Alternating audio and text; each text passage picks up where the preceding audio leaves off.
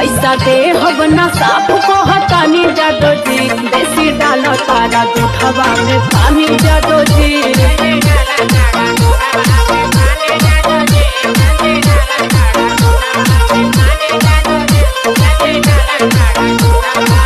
हमके पहले ही से लगत रहे कि कोनो शिकायत आई जरूर। हाँ तो ऐसा करबा तो शिकायत आई ना। अरे भाई वह तो समझावल चाहत रहली हो।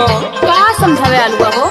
सुना अरक दूधवा में यही से आइल बाटे हो, अरक दूधवा में यही से आइल बाटे हो, अभी नैया पानिया